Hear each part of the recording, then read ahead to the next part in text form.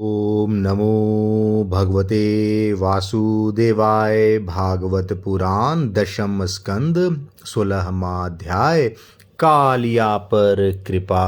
श्री सुखदेव जी कहते हैं, परीक्षित, भगवान श्री कृष्ण ने देखा कि महाविषधर कालिया नाग ने यमुना जी का जल विषैला कर दिया है। तब यमुना जी को शुद्ध करने के विचार से उन्होंने वहां से उस सर्प को निकाल दिया। राजा परीक्षित ने पूछा, ब्राह्मण, भगवान श्री कृष्ण ने यमुना के अगाध जल में किस प्रकार उस सर्प का दमन किया? फिर कालिया नाग तो जलचर जीव नहीं था, ऐसी दशा में वह अनेक युगों तक जल में क्यों और कैसे रहा, सो बतलाइए। ब्रह्म स्वरूप महात्मन भगवान अनंत हैं। वे अपनी लीला प्रकट करके स्वच्छंद विहार करते हैं। गोपाल रूप से उन्होंने जो उदार लीला की है वह तो अमृत स्वरूप है। भला उसके सेवन से कौन तृप्त हो सकता है? श्री सुखदेव जी ने कहा, परीक्षित, यमुना जी में कालिया नाग का एक कुंड था। उसका जल विष की गर्मी से खौलता रहता था, यहाँ तक कि उसके ऊपर उड़ने वाले पक्षी भी झुलसकर उसमें गिर जाया करते थे। उसके विषैले जल की उताल तरंगों का स्पर्श करके तथा उसकी छोटी छोटी बूंदें लेकर जब वायु बाहर आती और तट के घास पात वृक्ष पशु पक्षी आदि का स्पर्श करती, तब वे उसी समय मर जाते थे। परीक्षित, भगवान का अवतार तो दुष्टों का दमन करने के लिए होता है। जब उन्होंने देखा कि उस सांप के विष का वेग बड़ा प्रचंड भयंकर है और वह भयानक विष ही उसका महान बल है तथा उसके कारण मेरे विहार का स्थान यमुना जी भी दूषित हो गई है, तब भगवान श्री कृष्ण अपनी कमर का फेंटा कसकर एक बहुत ऊंचे कदम के वृक्ष पर चढ़ गए और वहां से ताल ठोककर उस विषैले जल में कूद पड़े। यमुना जी का जल सांप के विष के कारण पहले से ही खौल रहा था। उसकी तरंगे लाल पीली और अत्यंत भयंकर उठ रही थी। पुरुषोत्तम भगवान श्री कृष्ण के कूद पड़ने से उसका जल और भी उछलने लगा। उस समय तो कालिया दह का जल इधर उधर छलककर 400 हाथ तक फैल गया। अचिंत अनंत बलशाली भगवान श्री कृष्ण के लिए इसमें कोई आश्चर्य की बात नहीं थी। प्रिय परीक्षित, भगवान श्री कृष्ण कालिया दह में कूदकर अतुल बलशाली मत वाले गजराज के समान जल उछालने लगे। उस समय जल क्रीड़ा करने पर उनकी भुजाओं की टक्कर से जल में बड़े जोर का शब्द होने लगा। आंख से ही सुनने वाले कालिया नाग ने वह आवाज सुनी और देखा कि कोई मेरे निवास स्थान का तिरस्कार कर रहा है। उसे यह सहन न हुआ। वह चिढ़कर भगवान श्री कृष्ण के सामने आ गया। उसने देखा कि सामने एक सांवला सलोना बालक है। वर्षाकालीन मेघ के समान अत्यंत सुकुमार शरीर है। उसमें लगकर आंखें हटने का नाम ही नहीं लेती। उसके वक्षस्थल पर एक सुनहली रेखा श्रीवत्स का चिन्ह है और वह पीले रंग का वस्त्र धारण किए हुए है। बड़े मधुर एवं मनोहर मुख पर मंद मंद मुस्कान अत्यंत शोभायमान हो रही है। चरण इतने सुकुमार और सुंदर हैं मानो कमल की गद्दी हो। इतना आकर्षक रूप होने पर भी जब कालिया नाग ने देखा कि बालक तनिक भी न डरकर इस विषैले जल में मौज से खेल रहा है, तब उसका क्रोध और भी बढ़ गया। उसने श्री कृष्ण को मर्म स्थान में डसकर अपने शरीर के बंधन से उन्हें जकड़ लिया।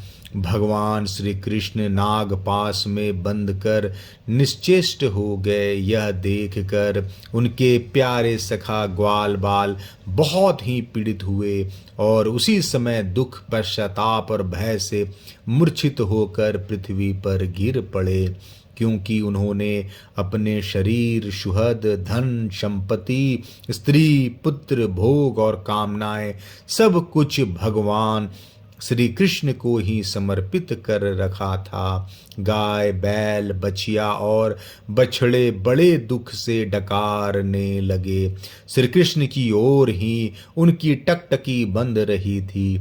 वे डरकर इस प्रकार खड़े हो गए मानो रो रहे हों। उस समय उनका शरीर हिलता डोलता तक न था। इधर ब्रज में पृथ्वी, आकाश और शरीरों में बड़े भयंकर भयंकर तीनों प्रकार के उत्पात उठ खड़े हुए, जो इस बात की सूचना दे रहे थे कि बहुत ही शीघ्र कोई अशुभ घटना घटने वाली है।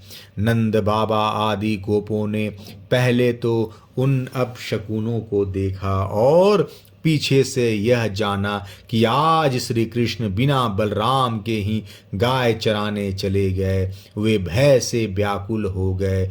वे भगवान का प्रभाव नहीं जानते थे, इसलिए उन अपशकुनों को देखकर उनके मन में यह बात आई कि आज तो श्री कृष्ण की मृत्यु ही हो गई होगी। वे उसी क्षण दुख, शोक और भय से आतुर हो गए। क्यों न हो श्री कृष्ण ही उनके प्राण, मन और सर्वस्व जो थे। प्रिय परीक्षित, ब्रज के बालक, वृद्ध और स्त्रियों का स्वभाव गायों जैसा ही वात्सल्यपूर्ण था। वे मन में ऐसी बात आते ही अत्यंत दीन हो गए और अपने प्यारे कन्हैया को देखने की उत्कट लालसा से घर द्वार छोड़कर निकल पड़े। बलराम जी स्वयं भगवान के स्वरूप और सर्वशक्तिमान हैं। उन्होंने जब ब्रजवासियों को इतना कातर और इतना आतुर देखा तब उन्हें हंसी आ गई, परंतु वे कुछ बोले नहीं, चुप ही रहे, क्योंकि वे अपने छोटे भाई श्री कृष्ण का प्रभाव भली भांति जानते थे। ब्रजवासी अपने प्यारे श्री कृष्ण को ढूंढने लगे। कोई अधिक कठिनाई न हुई, क्योंकि मार्ग में उन्हें भगवान के चरण चिन्ह मिलते जाते थे। जौ, कमल, अंकुश आदि से युक्त होने के कारण उन्हें पहचान होती जाती थी। इस प्रकार वे यमुना तट की ओर जाने लगे।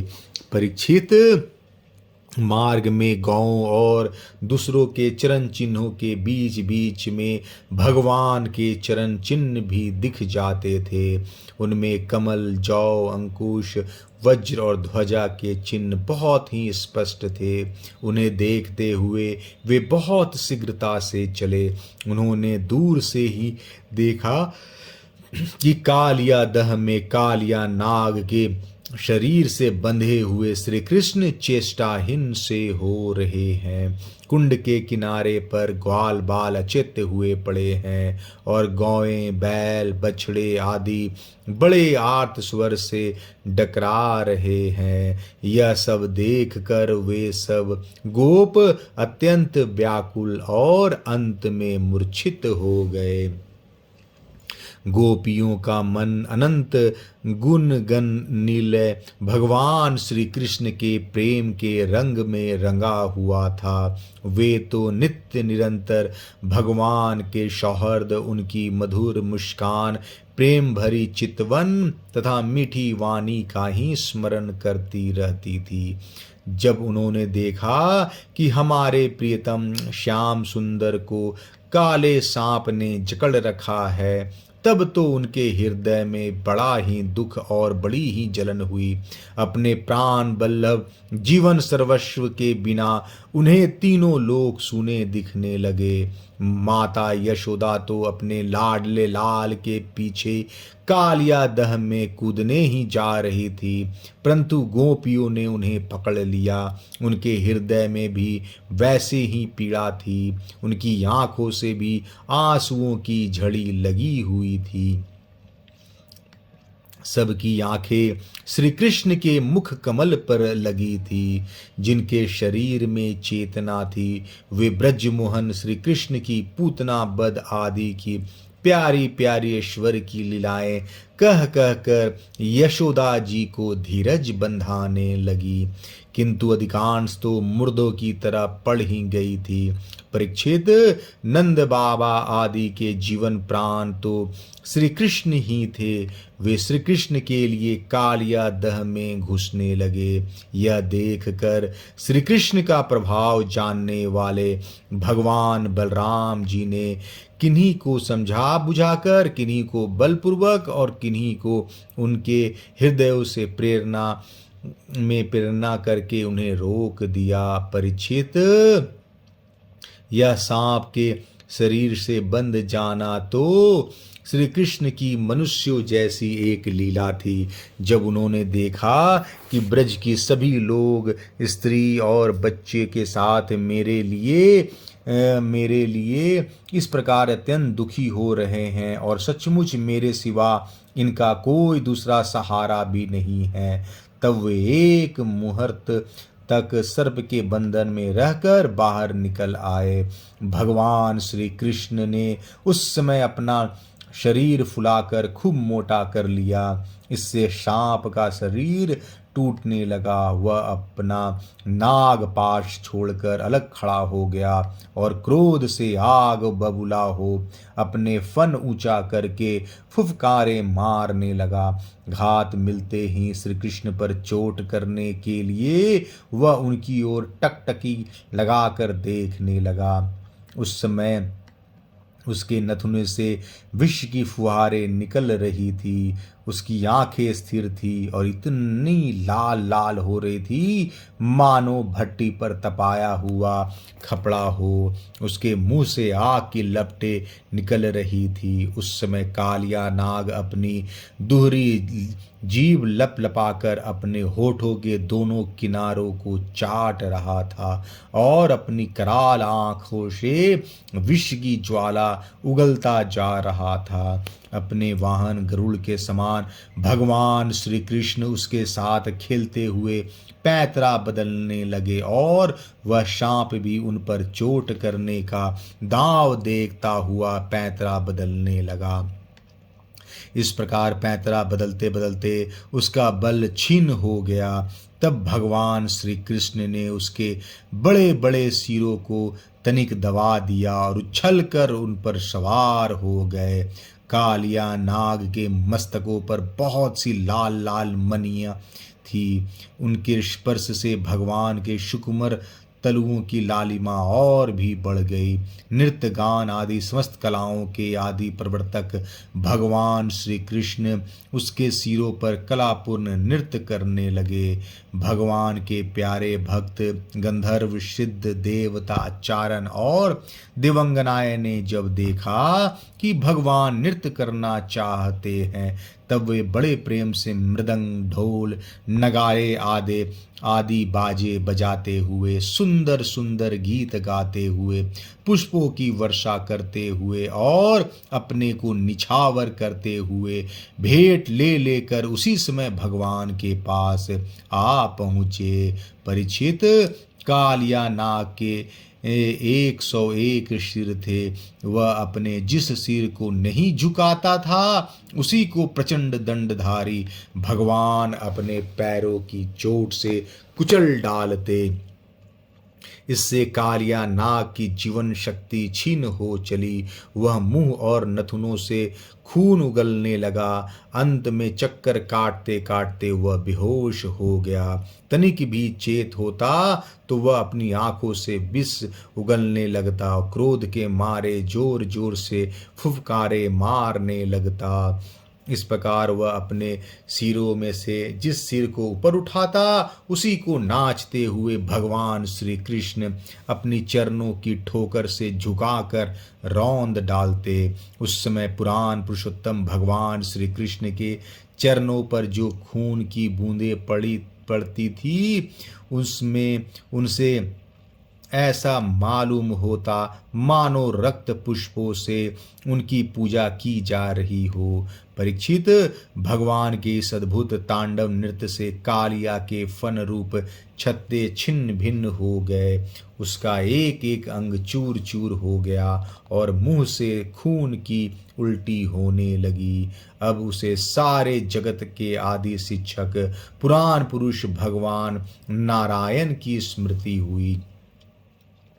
वह मन ही मन भगवान की शरण में गया। भगवान श्री कृष्ण के उदर में संपूर्ण विश्व है, इसलिए उनके भारी बोझ से कालिया नाग के शरीर की एक एक गांठ ढीली पड़ गई।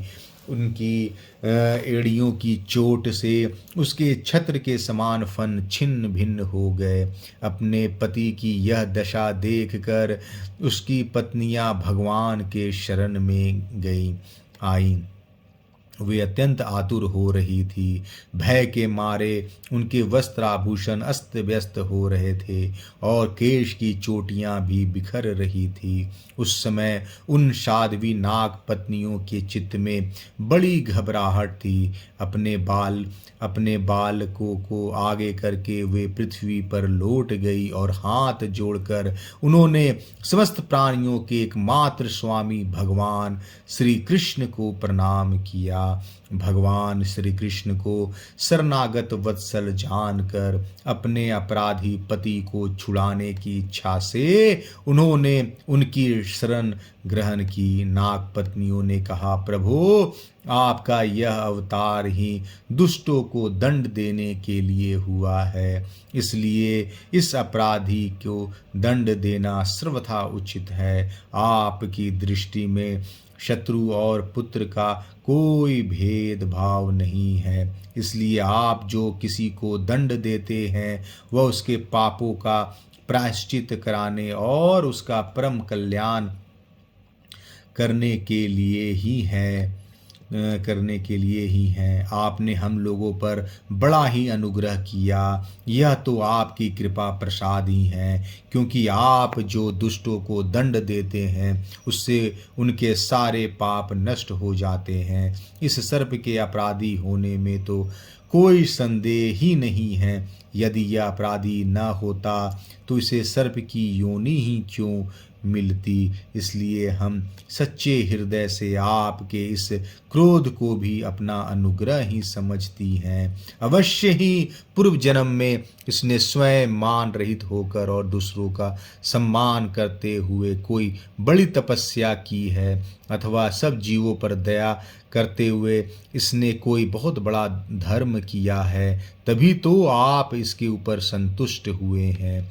क्योंकि सर्व जीव स्वरूप आपकी प्रसन्नता का यही उपाय है। भगवान, हम नहीं समझ पाती कि यह इसकी किस साधन का फल है, जो यह आपके चरण कमलों की धूल का स्पर्श पाने का अधिकारी हुआ। आपके चरणों की रज इतनी दुर्लभ है कि उसके लिए आपकी अर्धांगिनी लक्ष्मी जी को भी बहुत दिनों तक समस्त भोगों का त्याग करके नियमों का पालन करते हुए तपस्या करनी पड़ी थी। प्रभु, जो आपके चरणों की धूल की शरीर ले लेते हैं वह भक्त जन स्वर्ग का राज या पृथ्वी की बादशाही नहीं चाहते। न वे रसातल का ही राज्य चाहते हैं, न ही ब्रह्मा का पद ही लेना चाहते हैं। उन्हें अनिमादि योग सिद्धियों की भी चाह नहीं होती, यहाँ तक कि वे जन्म मृत्यु से छुड़ाने वाले कैवल्य मोक्ष की भी इच्छा नहीं करते। स्वामी, यह नागराज तमोगुनी योनि में उत्पन्न हुआ है और अत्यंत क्रोधी है, फिर भी इसे आपकी वह परम पवित्र चरण रज प्राप्त हुई जो दूसरों के लिए सर्वथा दुर्लभ है तथा जिसको प्राप्त करने की इच्छा मात्र से ही संसार चक्र में पड़े हुए जीव को संसार के वैभव संपत्ति की तो बात ही क्या, मोक्ष की भी प्राप्ति हो जाती है। प्रभु, हम आपको प्रणाम करती हैं। आप अनंत एवं अचिंत ऐश्वर्य की नित्य निधि हैं। आप सबके अंतःकरणों में विराजमान होने पर भी अनंत हैं। आप समस्त प्राणियों और पदार्थों के आश्रय तथा सब पदार्थों के रूप में भी विद्यमान हैं। आप प्रकृति से परे स्वयं परमात्मा हैं। आप सब प्रकार के ज्ञान और अनुभवों के खजाने हैं। आपकी महिमा और शक्ति अनंत है। आपका स्वरूप अप्राकृत दिव्य चिन्मय है। प्राकृतिक गुणों एवं विकारों का आप कभी स्पर्श ही नहीं करते। आप ही ब्रह्म हैं। हम आपको नमस्कार कर रही हैं। आप प्रकृति में क्षोभ उत्पन्न करने वाले काल हैं, काल शक्ति के आश्रय हैं और काल के क्षण कल्प आदि समस्त अवयवों के साक्षी हैं। आप विश्व रूप होते हुए भी उससे अलग रहकर उसके दृष्टा हैं। आप उसके बनाने वाले निमित्त कारण तो हैं ही, उसके रूप में बनने वाले उपदान कारण भी हैं। प्रभु, पंचभूत, उनकी तन्मात्राएं, इंद्रियां, प्राण, मन, बुद्धि और इन सब का खजाना चित्त, ये सब आप ही हैं। तीनों गुण और उनके कार्यों में होने वाले अभिमान के द्वारा आपने अपने साक्षात्कार को छिपा रखा है। आप देश काल और वस्तुओं की सीमा से बाहर अनंत हैं, सूक्ष्म से भी सूक्ष्म और कार्य कारणों के समस्त विकारों में भी एक रस विकार रहित और सर्वज्ञ हैं। ईश्वर है कि नहीं, सर्वज्ञ है कि अल्पज्ञ इत्यादि अनेक मतभेदों के अनुसार आप उन मतवादियों को उन्हीं उन्हीं रूपों में दर्शन देते हैं।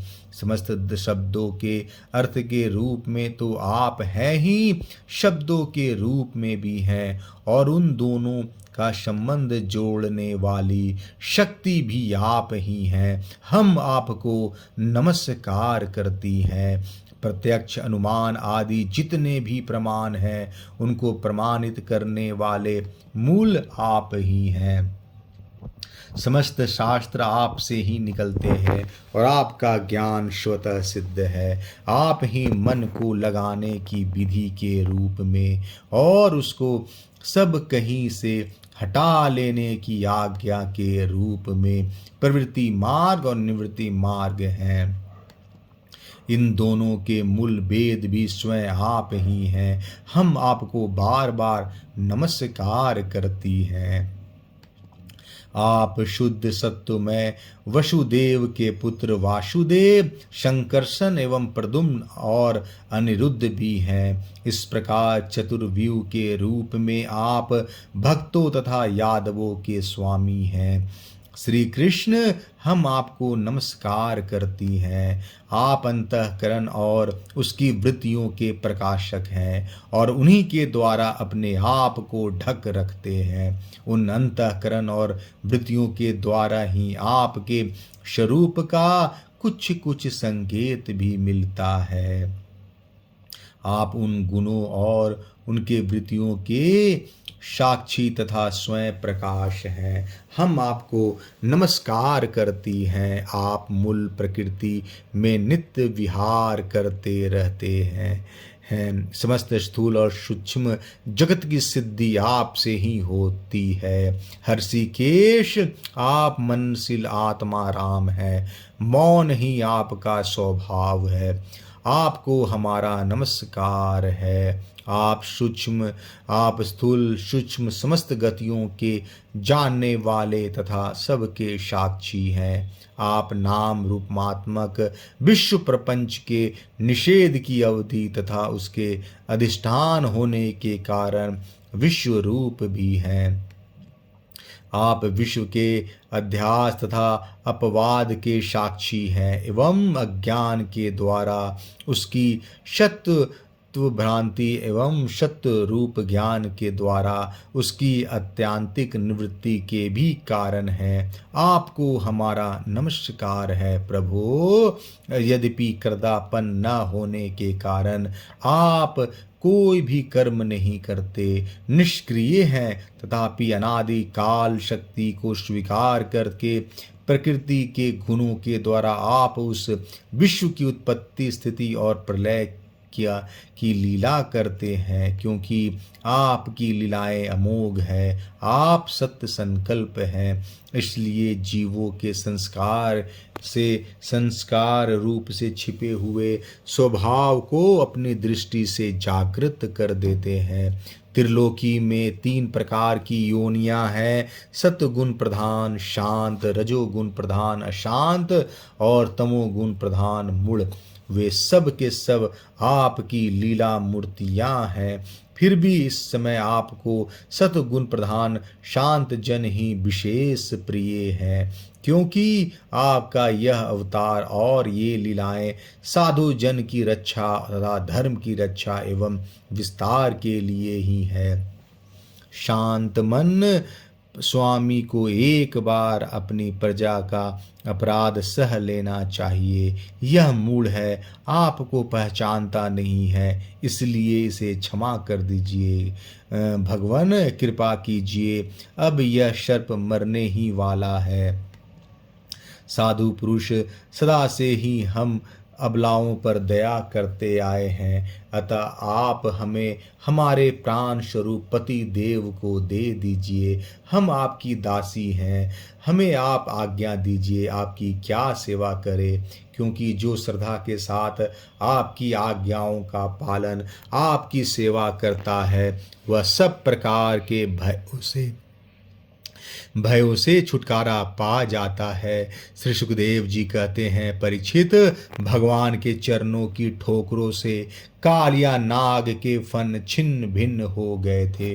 वह बेसुध होश हो रहा था। जब नाग पत्नियों ने इस प्रकार भगवान की स्तुति की, तब उन्होंने दया करके उसे छोड़ दिया। धीरे धीरे कालिया नाग ने इंद्रियों और प्राणों में कुछ कुछ चेतना आ गई। वह बड़ी कठिनता से श्वास लेने लगा और थोड़ी देर के बाद बड़ी दीनता से हाथ जोड़कर भगवान श्री कृष्ण से इस प्रकार बोला। कालिया नाग ने कहा, नाथ, हम जन्म से ही दुष्ट, तमोगुनी और बहुत दिनों के बाद भी बदला लेने वाले बड़े क्रोधी जीव हैं। जीवों के लिए अपना स्वभाव छोड़ देना बहुत कठिन है। इसी के कारण संसार के लोग नाना प्रकार के दुराग्रहों में फंस जाते हैं। विश्व विधाता अपने आपने ही गुणों के भेद से इस जगत में नाना प्रकार के स्वभाव, वीर, बल, योनि, बीज, चित्त और आकृति का निर्माण किया है। भगवान, आपकी ही सृष्टि से हम सर्प भी हैं। हम जन्म से ही बड़े क्रोधी होते हैं। हम इन माया के चक्कर में स्वयं मोहित हो रहे हैं, फिर अपने प्रयत्न से इस दुस्तज माया का त्याग कैसे करें। आप सर्वज्ञ और संपूर्ण जगत के स्वामी हैं। आप ही हमारे स्वभाव और इस माया के कारण हैं। अब आप अपनी इच्छा से जैसा ठीक समझे कृपा कीजिए या दंड दीजिए। श्री सुखदेव जी कहते हैं, कालिया नाग की बात सुनकर लीला मनुष्य भगवान श्री कृष्ण का सर्प, अब तुझे यहाँ नहीं रहना चाहिए। तू अपने जाति भाई, पुत्र और स्त्रियों के साथ शीघ्र ही यहाँ से चला समुद्र में चला जा। अब गौएं और मनुष्य यमुना जल का उपभोग करे। जो मनुष्य दोनों समय तुझको दी हुई मेरी इस आज्ञा का स्मरण तथा कीर्तन करे, उसे सांपों से कभी भय न हो। मैंने इस कालिया दह में कीड़ा की है, इसलिए जो पुरुष इसमें स्नान करके जल से देवता और पितरों का तर्पण करेगा एवं उपवास करके मेरा स्मरण करता हुआ मेरी पूजा करेगा, वह सब पापों से मुक्त हो जाएगा। मैं जानता हूँ कि तू गरुड़ के भय से रमन के द्वीप को छोड़कर इस दह में आ बसा था। अब तेरा शरीर मेरे चरण चिन्हों से अंकित हो गया है, इसलिए जा, अब गरुड़ तुझे खाएगा नहीं। श्री सुखदेव जी कहते हैं, भगवान श्री कृष्ण की एक एक लीला अद्भुत है। उनकी ऐसी आज्ञा पाकर कालिया नाग और उसकी पत्नियों ने आनंद से भरकर बड़े आदर से उनकी पूजा की। उन्होंने दिव्य वस्त्र, पुष्पमाला, मणि, बहुमूल्य आभूषण, दीव, गंध, चंदन और भांति उत्तम कमलों की माला से जगत के स्वामी गरुड़ ध्वज भगवान श्री कृष्ण का पूजन करके उन्हें प्रसन्न किया। इसके बाद बड़े प्रेम और आनंद से उनकी परिक्रमा की, वंदना की और उनसे अनुमति ली। तब अपनी पत्नियों, पुत्रों और बंधु बांधवों के साथ रमन के द्वीप की, जो समुद्र में सर्पों के रहने का एक स्थान है, यात्रा की। लीला मनुष्य भगवान श्री कृष्ण की कृपा से यमुना जी का जल केवल विषहीन ही नहीं बल्कि उसी समय अमृत के समान मधुर हो गया। 16वां अध्याय समाप्त। जय श्री कृष्णा।